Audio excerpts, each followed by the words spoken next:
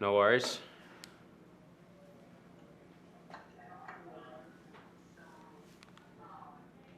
Okay, we'd like to welcome Angus Flanagan into our virtual media center here at 3M Open.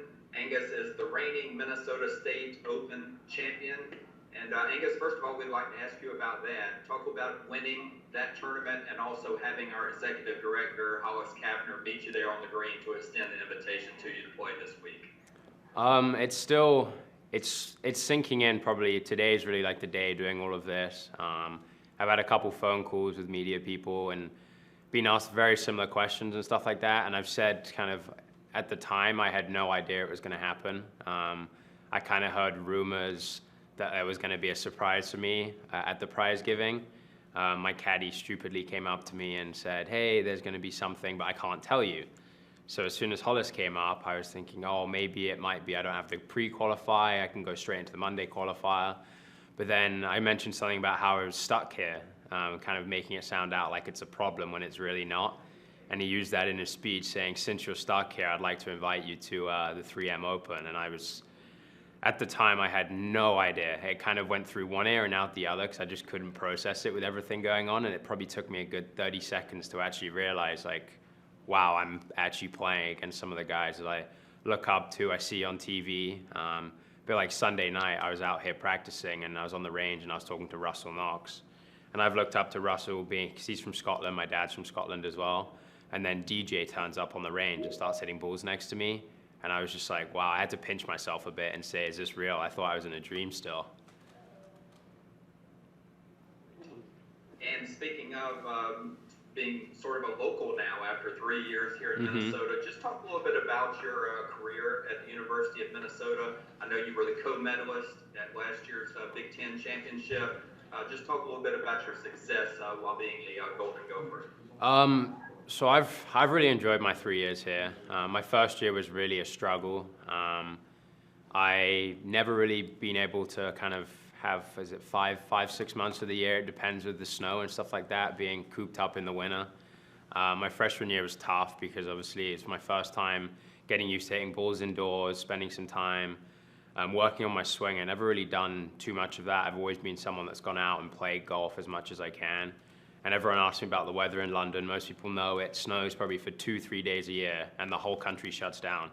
And it can be the smallest dusting, but then you can have 10 inches here and the airport's still open, everything. So it took a bit of time to get to adjust it. And then we got a new practice facility my sophomore year, which really helped.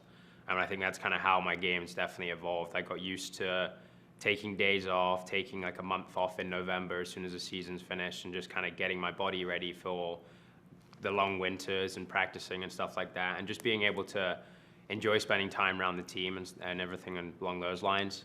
And then recently my success has obviously it's been pretty good. It's a tad annoying because our whole team was playing very well with COVID coming in. We were down on a spring break trip. Everyone was shooting under par, and it was really the first time that I felt like we could go out and compete with top 10 teams that we hadn't really competed with before. And obviously we got the phone call one day saying that we're gonna have to go off the golf course, which was a bit disheartening, but it's the way of the world now, and we've just got to kind of embrace it and take whatever we can kind of positively. And I've taken quarantine pretty positively this year and absolutely grinded on my golf game, which I never really done, and now I'm seeking the benefits, and hopefully tomorrow can be a good day and I can tee it up with the big boys and compete. And speaking of that, before we open it up to questions, just fans watching on TV this week, what will they be able to see with your game? I know you're a long hitter, but talk about your game specifically, and then also how it fits here at TPC Twin Cities. Okay. I'm long for my height and weight. I'm probably only 5'9" on a good day and 150 pounds after a decent meal. So pound for pound, I would say I'm reasonably long. Normally pretty straight with my driver. I don't know if you guys heard at the State Open, my driver actually cracked. So I had to get a new head. So I'm still just getting used to that. So I was figuring out the last couple of days how that's kind of evolving. And it's the same driver, but it's just in the back of my head, it's different. So I'm just getting used to that. But I pride myself in having a good short game. TPC has big greens, so it's just kind of missing on the right side of the greens if I am going to miss. And I normally kind of dissect golf courses pretty well. I'm quite an aggressive player, but I'm only aggressive when I feel confident about my game. If not, I just kind of accept that I'm a good putter and go like that. So I'd say what to expect is hopefully fairways, greens, and some putts hold, and at the end of the day, we can try add up a good score and go from there. All right, that sounds like a great plan. We'll get started with questions from our media. We will start with Chris Long from KSTP. Angus, good to see you again. Last time I saw you was at that awards ceremony after the Minnesota Open. You kind of mentioned the emotion of that moment. Mm-hmm. What has it been having the excitement build over the, 2-3 weeks since until right now, the eve of playing a PGA Tour event? The one thing I would say is I'm probably going to need a power pack for my phone. My phone has been blowing up. My phone's been pretty good with battery, but recently it's been dying probably at 3 o'clock. Everyone's been messaging me, wishing me luck, wondering what I'm doing, what equipment stuff I've got, and whether I'm getting new things and things like that. So it's nice kind of having all those people surround me and obviously text me, stuff like that. But it's been tough keeping on top of it because I'm always someone that doesn't really use my phone too much. I like to be myself and just kind of stay out of all of that. But recently I've had to kind of pick up and reply to people and stuff like that because I've never really had so many people text me before. So it's just getting used to it. And it's a different life, and doing all of this, I'm really, really enjoying it. And it's all a learning experience. And that's pretty much what I'm taking this week as is if I play well, I play well. And if I don't, I've got 2 or hopefully 4 days of learning experiences. So, and the whole week as well, definitely. And I'm looking forward to it. Do you, I don't want to say like is the wrong word, but there's not going to be any fans out there. Does that help you in a way to maybe kind of keep the magnitude of this event from feeling too big? I mean, I know you probably would rather have a crowd out there, but does it maybe help that your debut is this strange crowdless situation? I think it is. I definitely think it helps. Me and my dad were talking about it, and my dad said it's basically just a college event that you play in with a couple TV stands around. And we've played college events before, which have been broadcasted and stuff like that. There is no difference, but it's probably just a college event with some of the top players in the world playing. So I've just got to kind of cancel that out and just do my own thing and just focus on the week. And I've got Tom, my best friend, on the bag, so me and him are going to have a blast together. And at the end of the day, just hope we can play well. But as I said earlier, it's definitely a learning experience, and I'm absolutely loving every moment that I have out here at the moment. Good luck to you. Thank you very much. Nice to see you again. All right, thank you, Chris. We'll now go to Jerry Segota from the Star Tribune.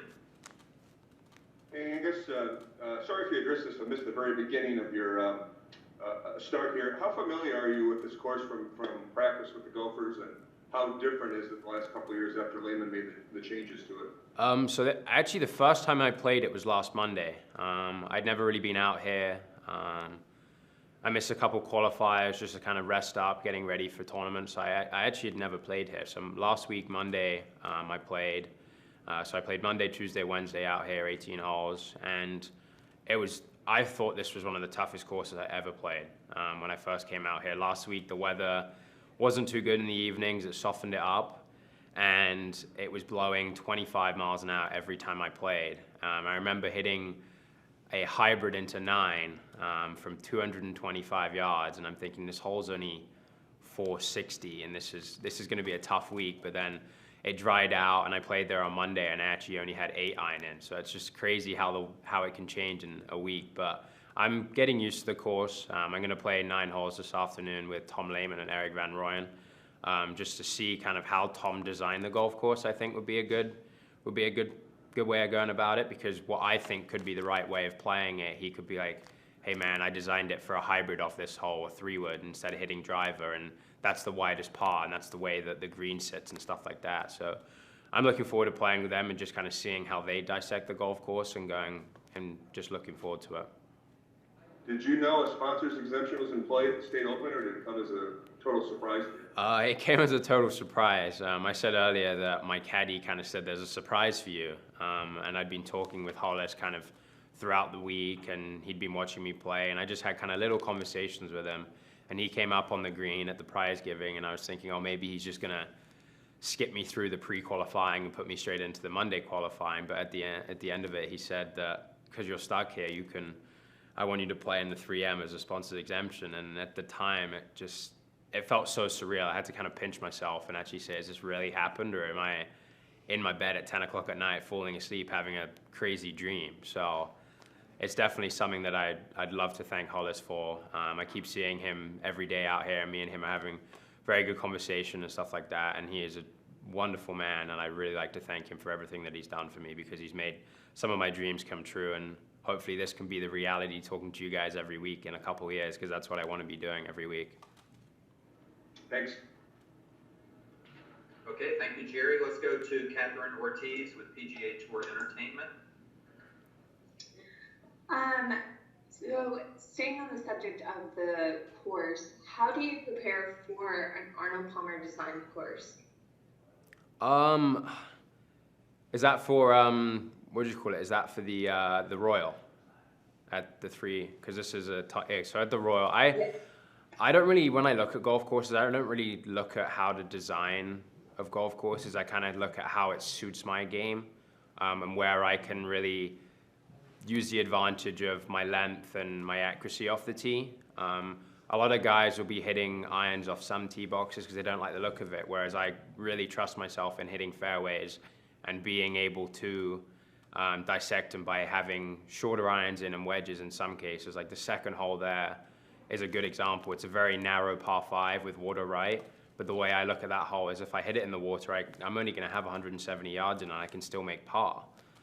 Whereas I actually played that hole very well. I managed to birdie it both days and make eagle. So it definitely, the way that I look at golf courses is just where my game suits and where I can attack and where do I have to defend and go middle of the green. So the last couple years I haven't really looked at golf courses in that sense, but probably over the last year I would say I've really focused in on where I can make the birdies and where the holes that I have to just kind of grow old for 21, because most guys at 21 like to fire at every pin, but I've got to be kind of growing older in some cases and going middle of the greens and stuff like that. So Thank you. no worries. Okay, let's go back to Jerry Zagoda. Hey Angus, what's the first thing you look for the first time you see a course? First time I see a course, I like to look at where the widest spot of the golf course is, like where off the tee I visually like the look of.